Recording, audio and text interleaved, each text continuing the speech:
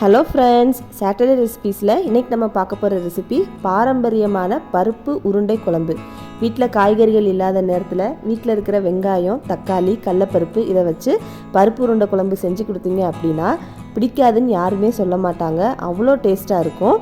வாங்க பருப்பு உருண்டை குழம்பு எப்படி செய்கிறதுன்னு சொல்லி பார்க்கலாம். வீடியோக்குள்ளே போகிறதுக்கு முன்னாடி நம்ம சேனலை சப்ஸ்கிரைப் பண்ணாதவங்க சப்ஸ்கிரைப் பண்ணிக்கோங்க. அப்போ தான் நான் போடுற வீடியோஸ் உடனே உங்களை வந்து சேரும். பருப்பு உருண்டை குழம்பு செய்கிறதுக்கு தேவையான பொருட்கள் நான் டிஸ்கிரிப்ஷனில் கொடுத்துருக்கேன், நோட் பண்ணிக்கோங்க. ஃபஸ்ட்டு நம்ம பருப்பு உருண்டை ரெடி பண்ணிடலாம். 200 கிராம் கடலப்பருப்பு நான் 1 மணி நேரம் ஊற வச்சு எடுத்து வச்சுருக்கேன். வெறும் கடலப்பருப்பு மட்டும்தான், துவரம் பருப்புலாம் நான் ஆட் பண்ணவே இல்லை.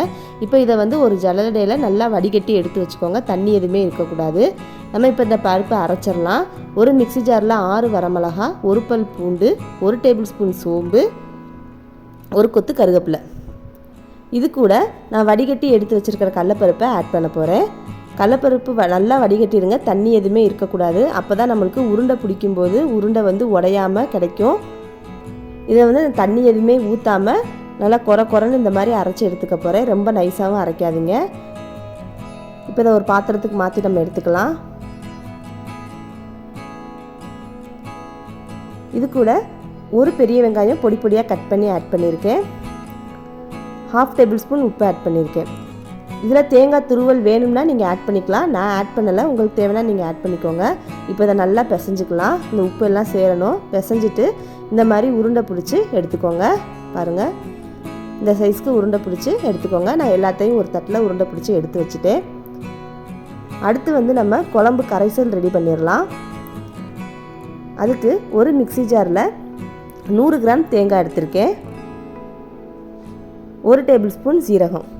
இதை தண்ணி ஊற்றி நல்லா திக்காக அரைச்சி எடுத்துக்கோங்க. ஏன்னா நம்ம தேங்காய் பால் எடுக்க போகிறோம். அதனால் இந்த மாதிரி அரைச்சிட்டு இதை நீங்கள் தேங்காய் 1 டம்ளர் தண்ணி ஊற்றி பாலாக எடுத்து வச்சுக்கோங்க.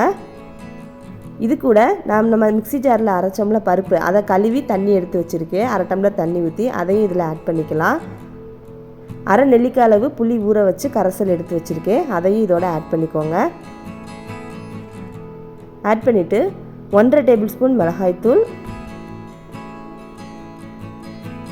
2 டேபிள் ஸ்பூன் மல்லித்தூள்,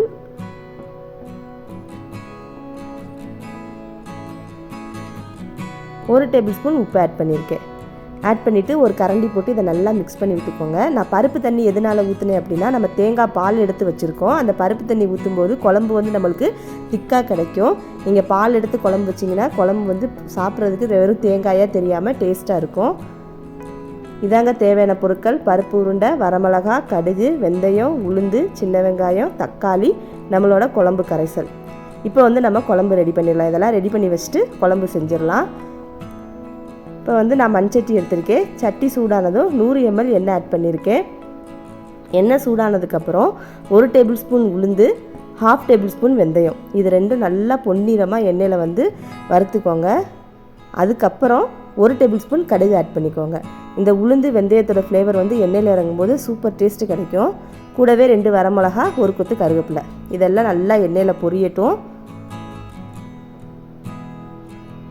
பொரிஞ்சதுக்கப்புறம் நான் 100 கிராம் சின்ன வெங்காயம் ஆட் பண்ணியிருக்கேன்.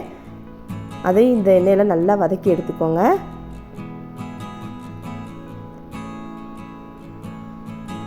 பாருங்கள், வெங்காயம் வதங்கிருச்சு. இந்த மாதிரி வதங்கினதுக்கப்புறம் நான் 1 தக்காளி பழம், 50 கிராம் தக்காளி பழம் அளவுள்ள ஒரு தக்காளி பழத்தை கட் பண்ணி எடுத்திருக்கேன். இதையும் நல்லா வதக்கிக்கோங்க. தக்காளி நல்லா ஜூஸியாக வதங்கணும்.